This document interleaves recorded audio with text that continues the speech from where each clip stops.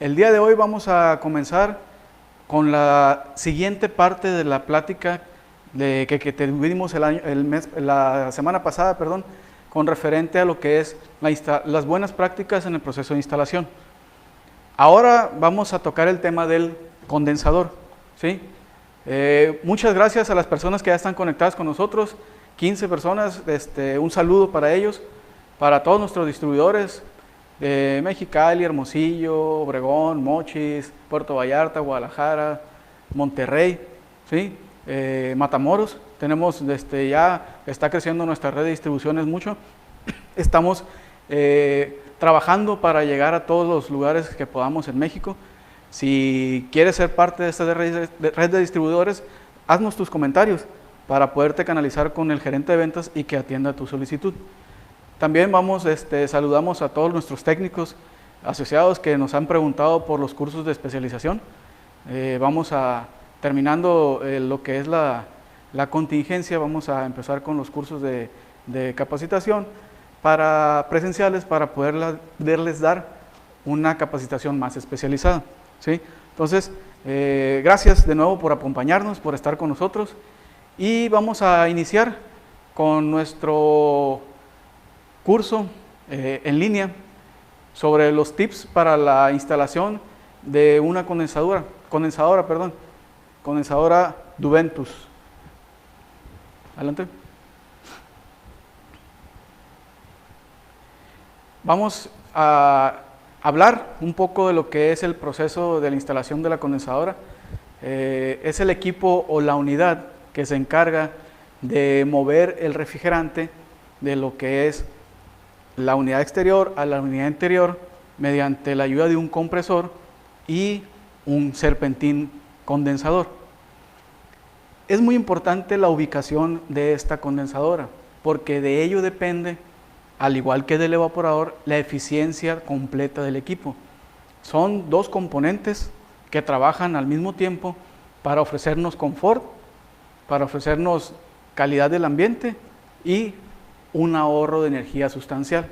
Si no obtenemos o si la condensadora no está bien ubicada, perdemos capacidad de enfriamiento, perdemos dinero en nuestra bolsa porque el equipo comienza a gastar más energía y eso impacta directamente al bolsillo del usuario, ¿sí?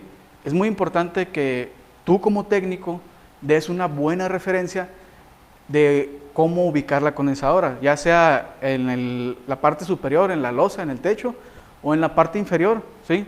Cualquiera de los dos casos aplica, no pasa nada. Vamos a hablar de eso y ahorita estamos viendo una imagen de cómo instalar una condensadora arriba de una base.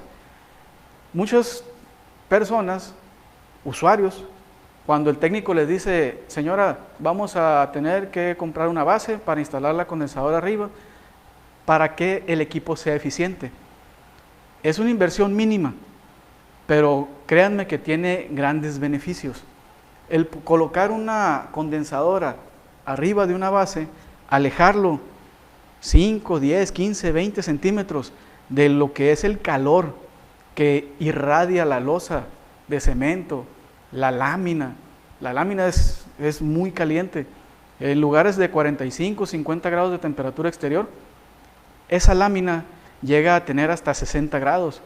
La losa de cemento, si estamos a 40 grados, la losa puede radiar o disipar hasta 50 grados de temperatura. Toda esa temperatura impacta directamente a la lámina, sobrecalienta el compresor y cuando arranca el equipo ya hay un calentamiento excesivo en la máquina. Solamente por no colocar una base, sea base plástica, base metálica, base de cemento, ¿sí? Lo importante es colocarla por encima del nivel del techo o de la losa, ¿sí? ¿En qué nos ayuda? Disipa el calor gracias al aire que circula por la parte de abajo.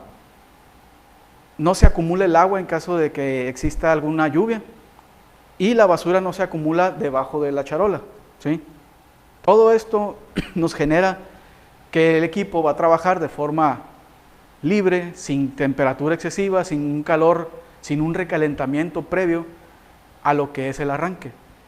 Y cuando ya está trabajando, puede tener eventos de calentamiento, pero con la disipación de temperatura le ayuda a refrescar los componentes mecánicos o la lámina, y eso le va a ayudar más todavía a la condensación, que beneficia el trabajo del evaporador.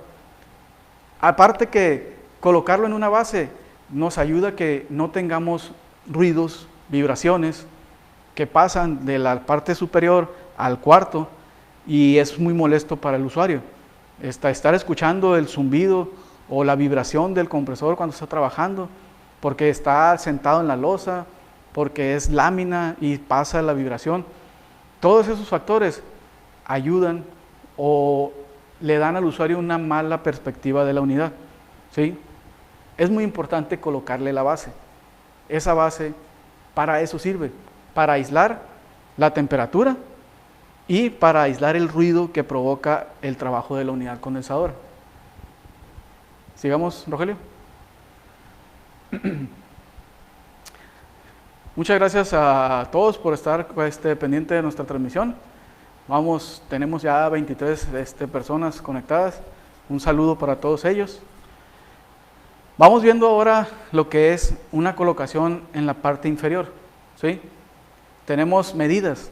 Debemos de cumplir con ciertas medidas para lograr que el equipo respire, absorba aire fresco del exterior y lo exhale o lo saque como si fuera aire caliente o como aire caliente después de la condensación del refrigerante.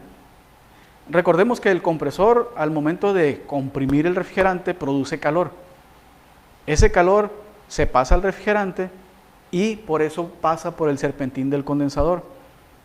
Tenemos que tener un flujo de aire en la parte del serpentín, que es la parte trasera, pasa por el serpentín, enfría el refrigerante y es expulsado por el aspa del lado frontal. Debemos de tener de la parte del serpentín a una pared o alguna losa o un pretil en la azotea, 30 centímetros mínimo, ¿sí? De aquí o de la parte superior a alguna losa, algún techo, 50 centímetros. De la parte frontal, que es la descarga de aire, a pesar de que tenemos un diseño que hace que el aire salga y se levante, es recomendable alejar condensador con condensador hasta 2 metros, o si existe alguna pared frontal, procurar que el equipo quede a más de 2 metros de esa pared, para que el viento caliente que salga se disipe mejor y no se recircule hacia la parte del condensador, ¿sí? La parte lateral, 30 centímetros por cuestiones de reparaciones, y de la parte donde están las válvulas, 50 centímetros para poder nosotros maniobrar cuando estemos conectando o haciendo la interconexión de las tuberías del kit de instalación o conectando el cable de señal o la corriente, ¿sí? Es muy importante esas distancias para lograr que el viento fluya de manera libre y salga sobrecalentado. Debemos de tener una temperatura o un intercambio de temperatura entre el aire que entra y el aire que sale entre unos 5 y 6 grados centígrados. ¿Qué quiere decir? Tenemos temperatura exterior de 35 grados, 40, 45 ahorita. Van a entrar 45 grados y van a salir entre 48 y 50, 52 grados del lado del aspa. ¿Por qué? Porque acuérdense que estamos sacando calor del serpentín por el aspa, ¿sí? Si esa distancia se acorta, provocamos que exista un flujo menor de aire, y este aire que va a salir por aquí va a salir más caliente, y por consiguiente el refrigerante no va a enfriarse, y cuando salga expandido por el lado de la baja presión, va a haber un ligero aumento en la temperatura, y eso impacta directamente al trabajo del evaporador, porque si tenemos alta temperatura después del capilar o alta presión, vamos a tener alta temperatura y vamos a ocupar más tiempo para disipar el calor que hay en el cuarto, porque el refrigerante va a bajar a alta presión. no sé, 130, 140, 150, 160 libras, cuando debería de bajar entre 115, 120, ¿sí? Y eso nos va a provocar que el frío que esté inyectando el equipo no se sienta tan helado. Se va a sentir fresco, pero no vas a sentir una sensación de frío agradable. ¿Por qué? Porque está peleando el equipo con un calor excesivo en el condensador y un calor excesivo en el evaporador, ¿sí? Todo esto generado por pegar las condensadoras a las paredes o a los muros exteriores, ¿sí? Entonces, tenemos ahí algunas preguntas. Francisco Vladimir Gómez, ¿en qué orientación es más conveniente instalarlo? De hecho, es un punto que vamos a ver aquí ahorita adelante, pero lo básico es buscar el viento dominante, ¿sí? Si está cerca de la costa, el viento dominante va a ser de sur a norte. Y tú debes de buscar que ese viento fresco que viene del viento dominante del sur pase primero por el serpentín y luego va a sacarlo el aspa ya caliente, ¿sí? Vamos a continuar. Ahorita vemos más específico de ese tema, Vladimir. Un punto muy importante también es la instalación o la colocación del kit de tuberías. Ese kit de tuberías que interconecta el evaporador del condensador para mandar el flujo de refrigerante desde la unidad exterior a la unidad interior, tiene su modo de colocarlo, ¿sí? Debemos de procurar usar la herramienta adecuada. Si utilizamos unas llaves muy grandes, al momento de ajustar el tubo de 1/4 o el de 3/8, vamos a tener un daño en esa tubería, ¿sí? Igual, si agarramos una llave muy pequeña para ajustar el tubo de 5/8, de 3/8, de 3/4, no vamos a lograr el torque necesario y vamos a tener fugas de refrigerante eventuales porque el cono no selló bien con el flare de la válvula, ¿sí? Vamos primero, el primer paso sería con las llaves, ¿sí? Pequeña, de 6 pulgadas, recomendable mínimo, tomar o a neutralizar el torque de la válvula, luego colocar la llave superior a las 6 pulgadas, de 8, de 10, de 12, ¿sí? Y ajustar la llave, ajustar la tuerca. Pero, previamente, ¿qué debimos haber hecho? Debimos haber colocado el tubo con la mano, de forma manual, hasta donde ya no podamos ajustarlo, colocamos bien el cono del flare, que quede centrado, y una vez que esté ajustado con la mano, meter la llave ajustable, ¿sí? Neutralizamos el torque con una mano y con la otra ajustamos, hasta lograr sentir que la tuerca no da más de una vuelta al momento de estar ajustada, ¿sí? O sea, sentimos el torque y podemos todavía girar 360 grados. ¿Para qué? Para que el tubo no se corra con la tuerca al momento de estar ajustando. Una recomendación ahí sería colocar un poco de aceite en la parte de abajo del cono del kit de instalación, para que al momento de que ustedes ajusten la tuerca, se resbale y no se corra junto con el tubo. Y así no vamos a provocar daños en el kit de instalación. O que el tubo se empiece a doblar y se chupe en ciertas secciones.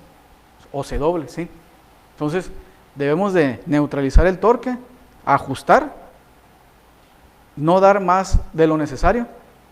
¿Por qué? Porque vamos a provocar un daño, ya sea en la válvula, en la tuerca, podemos romperla, o en el kit podemos girar ese tubo y provocar una obstrucción, ¿sí? Vamos a la siguiente.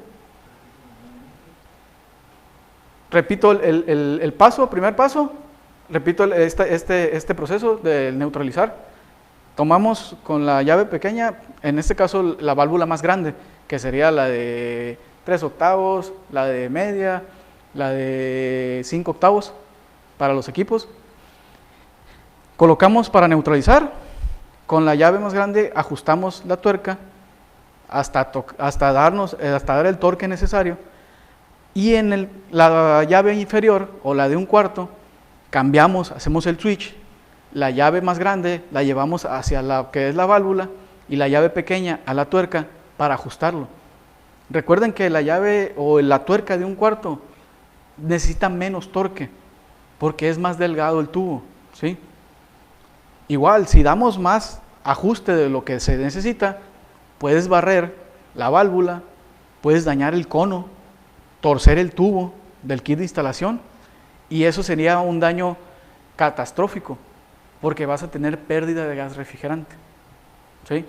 Entonces, vamos a seguirle con la siguiente diapositiva, Rogelio. Viento dominante. Es lo que preguntaban ahorita hace rato.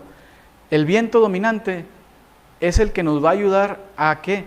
A refrescar el trabajo que hace el compresor sobre el refrigerante al pasar por el tubo del serpentín o por el serpentín del condensador, perdón. Entra el aire caliente por el lado del condensador o el aire del ambiente y va a salir subenfriado o sobrecalentado, y esto nos va a ayudar a que el refrigerante baje la temperatura, ¿sí? Tenemos que lograr que ese aire sea libre, que ese aire sea fresco para poder generar un subenfriamiento estable y que nos ayude a la etapa de la evaporación o la expansión y bajar la temperatura y bajar la presión de refrigerante para que exista un enfriamiento pleno en el evaporador, ¿sí? Es muy importante el viento dominante. El viento fresco del viento dominante debe entrar por el condensador, el aspa lo va a forzar a pasar por las aletitas y lo va a sacar caliente del otro lado, ¿sí? Tenemos una pregunta.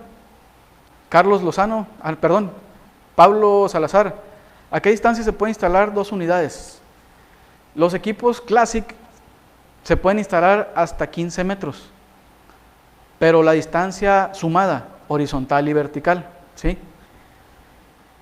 Los equipos inverter se pueden instalar hasta 25 metros, igual, con distancia horizontal y vertical.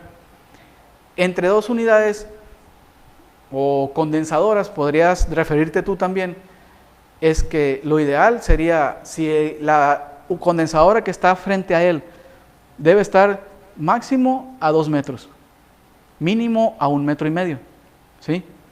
Pero también puedes ponerlo condensador con condensador, dejas un espacio de unos 30 centímetros y buscas el viento dominante para que ese viento dominante entre por el lado de la succión que se va a provocar en esos 30 centímetros de abertura y la descarga va a salir hacia los lados, ¿sí? El aire caliente va a salir hacia los lados y el viento dominante va a entrar por el centro de las 2 unidades que están serpentín con serpentín. Nunca coloquemos serpentín con aspa porque vamos a provocar un sobrecalentamiento. Si colocan serpentín, aspa, y siguen así con una cadenita, el primer equipo va a recibir aire fresco, pero el último equipo que está instalado en la cadena va a recibir el aire hasta 60 grados centígrados, porque acuérdense que va acumulando temperatura, la salida del aspa que va a recibir el otro va a acumular temperatura, la otra salida lo va a descargar y es algo que va a ser sucesivo, cíclico, y el último condensador es el que nunca va a enfriar, ¿sí? Carlos Lozano, hola, cuando el equipo está en su caja sin abrir, ¿cómo debemos desplazar la unidad? ¿Cómo debemos de colocarla o moverla de un lugar a otro? Muy buena pregunta, Carlos. Me ha tocado ver fotos en Facebook de equipos que van desplazados en las camionetas de los técnicos, en los trailers, en las batangas, como le decimos por acá, con el condensador acostado o parado. Eso es malo para el compresor. El condensador siempre debe ir de esta posición, parado, ¿sí? No hacia acá o hacia allá, ¿sí? Ni inclinado hacia lo que es el lado del condensador, ni inclinado hacia acá porque se van a dañar las válvulas. Pero el compresor es el que sufre el daño. porque el aceite debe estar en la parte baja del compresor. Si nosotros lo volteamos, ese aceite se baja a la cavidad de la cámara de compresión y es un líquido que nunca lo va a comprimir. Cuando arranque, que lo instales, ese líquido va a estar hecho bolas en la cámara de compresión. ¿Y qué va a hacer el compresor? Va a querer mover o comprimir un líquido que es incompresible y lo vas a escuchar como que está amarrado. Y no es que esté amarrado, es que le quedó el aceite en la cámara porque se transportó de mala manera. Siempre debe ir así como está. Está en la caja, debe ir así como está el dibujo en la caja, parado. Y no más de 3 unidades de camas, 2 solamente, para no dañar la lámina del que está abajo. ¿Sí? Recuerden, estamos en Facebook Live, compartan la transmisión, ayúdenos con eso. Tenemos 24 personas conectadas, muchas gracias a ellos. Y vamos compartiendo para generar una comunidad más grande y podamos tener una capacitación eficiente para todos nosotros. ¿Sí? Vamos a hablar de otro tema, la válvula de seguridad.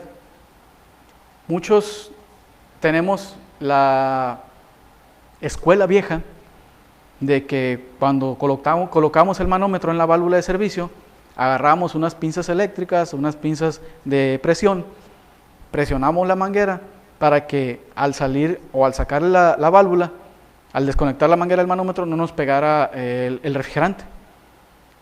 Debemos de hacer las cosas con seguridad, señores. Les recomiendo que pongan a sus manómetros, a las mangueras, válvulas de seguridad. Acuérdense que el refrigerante, cuando tú quitas la válvula, lo que sale de presión es lo que contiene las mangueras hasta la válvula del manómetro. Y esa presión es suficiente para provocarte una quemadura en los dedos.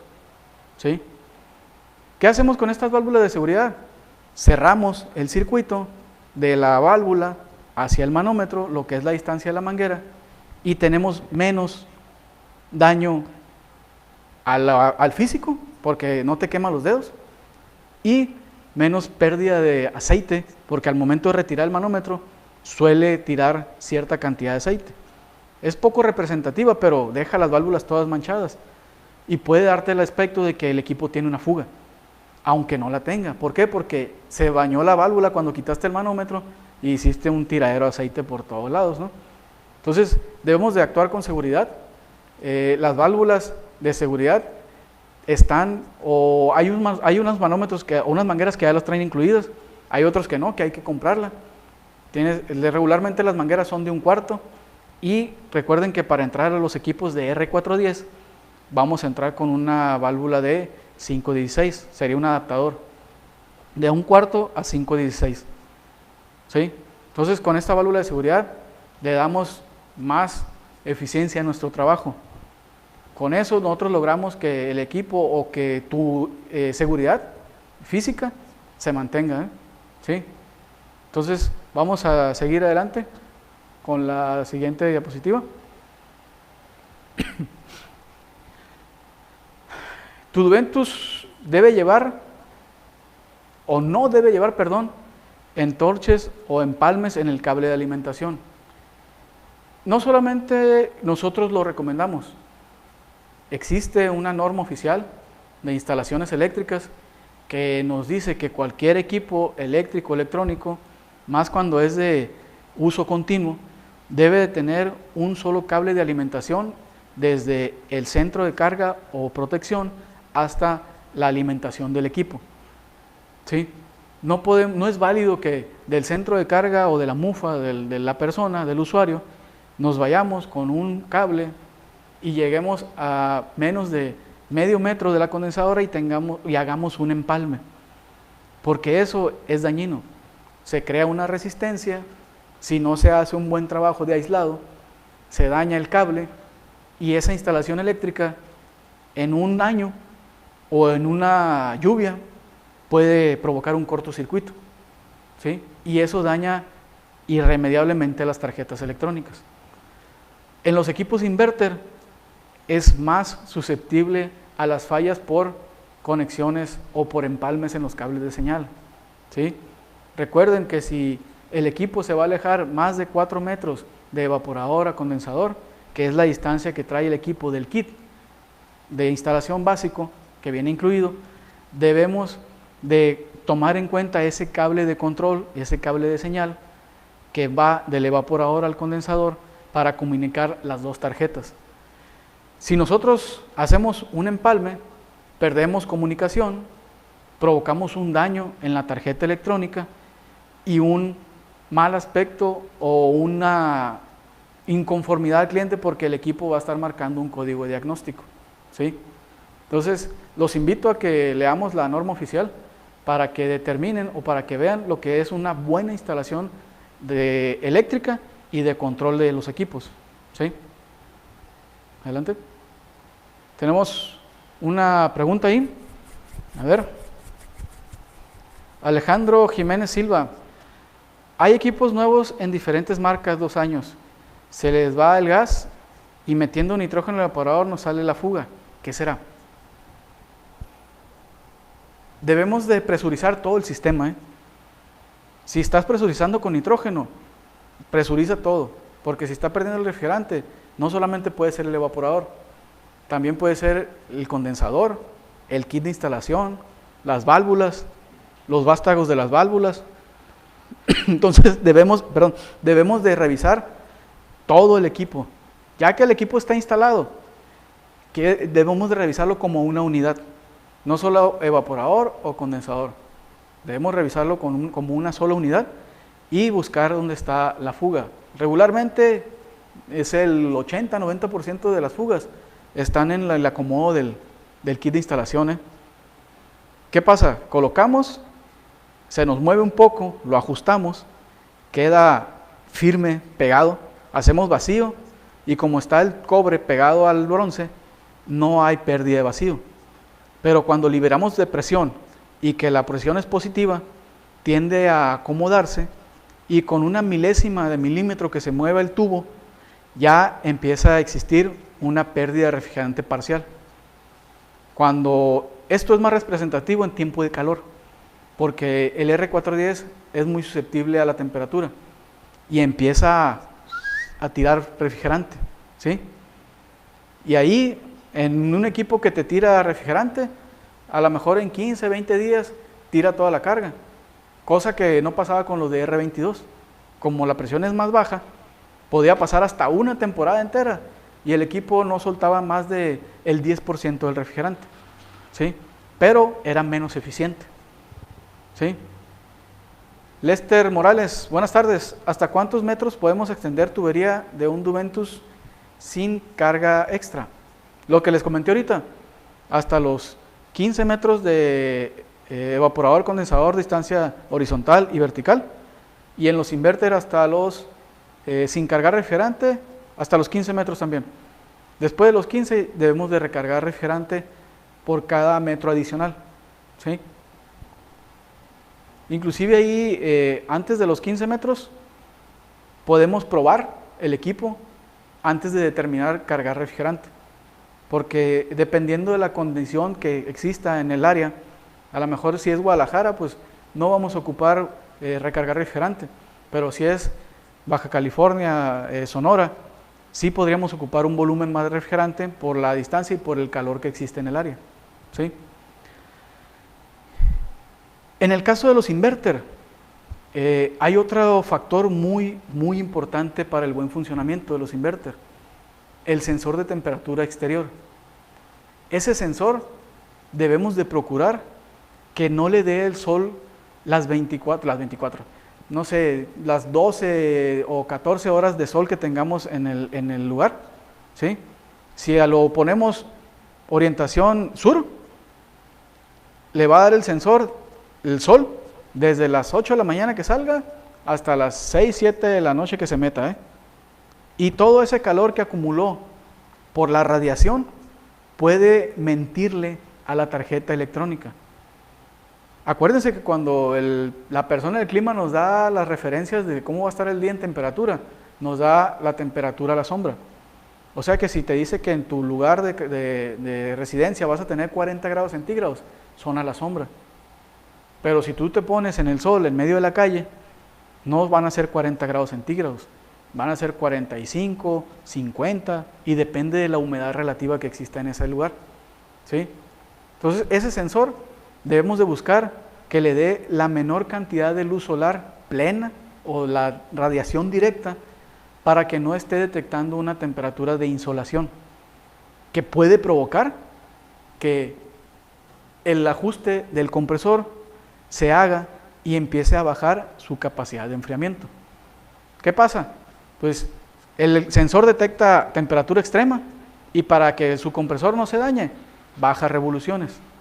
Y al bajar revoluciones, empieza a bajar un poco la capacidad de enfriamiento, cuidando su integridad. Acuérdense que la tecnología inverter es ahorro de energía, ¿sí? Si el equipo detecta que hay condición extrema en el exterior y en el interior del cuarto y el cliente lo pone a 16 grados para que le enfríe más rápido, él lo que va a buscar es ahorrar, ¿sí? ¿Qué va a hacer? Él se va a ajustar para llegar a esos 16 grados, pero ahorrando energía. O sea que lo va a hacer paulatinamente. Cuando el clima esté extremo, arriba de los 45 grados centígrados. Pero si el clima es normal, es benévolo, de menos de 40, él va a buscar llegar a esa temperatura siempre y cuando, o se va a representar, perdón, en un alto consumo de energía. ¿Sí? Saludos a Pablo, saludos Climas Huskies, ¿sí? Brisa García, saludos Francisco Vladimir, Pablo Carlos Lozano, Alejandro Jiménez, saludos, Lester, saludos, Pablo Salada, otra vez, Felipe Núñez Olvera, saludos, Javier Amaya, saludos. Vamos a continuar. Recuerden, estamos haciendo estas interacciones en vivo para poder platicar con ustedes. Cualquier duda que tengan, favor de escribirla. Estamos trabajando, estamos que brincamos para ir a darte tu curso de capacitación directo a tu ciudad. Tenemos que salir adelante de esta contingencia primero para poder ir a visitarte a tu localidad y ofrecerte los cursos de capacitación que tiene Duventus para tu mejoramiento, para que tu trabajo sea de calidad, ¿sí? Estamos muy convencidos de que trabajando de la mano contigo vamos a lograr una calidad, un trabajo para ti que sea de ganar, ¿sí?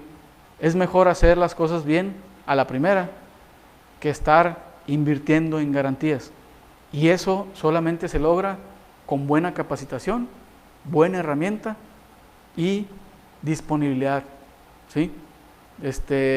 Hay muchas personas que son técnicos instaladores y no sabemos ni siquiera cómo reparar un equipo, no sabemos el funcionamiento del equipo.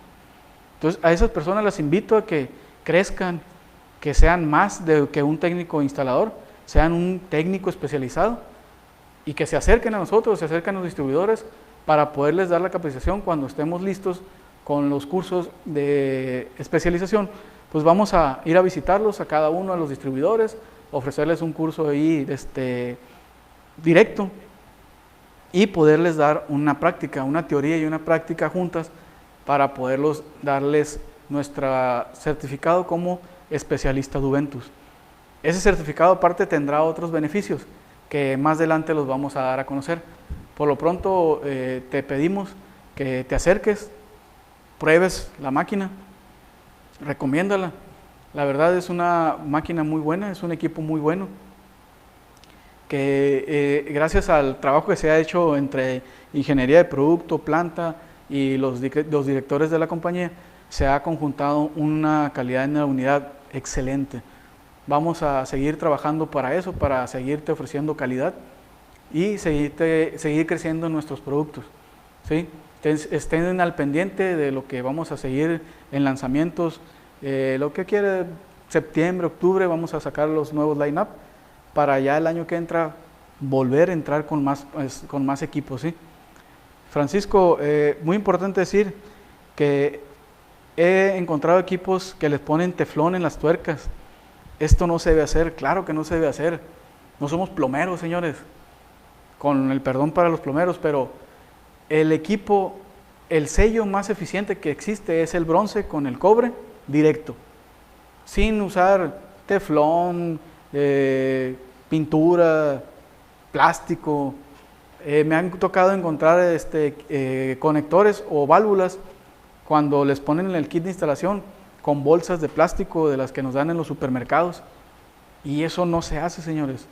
Eso lo hace una persona que no está capacitada, ¿sí? Ni teflón, ni plásticos, ni resinas, ni barnices, nada de eso es lo que se debe utilizar para un sello bien. Para un sello perfecto lo que se debe usar es el correcto ajuste de las tuercas, ¿sí? Neutralizando el torque para no dañar la válvula. Entonces, les doy las gracias de parte de Duventus. Recuerden, mi nombre es Jesús Roberto Luzanilla Rodríguez, ingeniero de producto y garantías en Duventus. Y recuerda que para Duventus lo más importante es tu capacitación. Los esperamos la próxima semana con el tema siguiente, va a ser la instalación eléctrica, ¿sí? Ahí vamos a ver un poco más a detalle lo que son instalaciones eléctricas, tanto de potencia como de comunicación, ¿sí? Para todos los equipos que tenemos en nuestro line-up y de todas las capacidades. Vamos a hacer una interacción ahí para que ustedes vean de qué forma se deben de conectar los equipos, dónde llega el voltaje, dónde está la comunicación, por qué al momento de cambiar un cable de una punta a otra o switcharlos no prende el equipo, por qué cuando cuando conecto mi equipo de calefacción no prende la unidad. Entonces, todos esos detalles de lo que son cables de conexión, de interconexión de señal y alimentación de voltaje, los vamos a ver la siguiente semana con una presentación similar a esta. De mi parte sería todo. Les doy las gracias por participar con nosotros.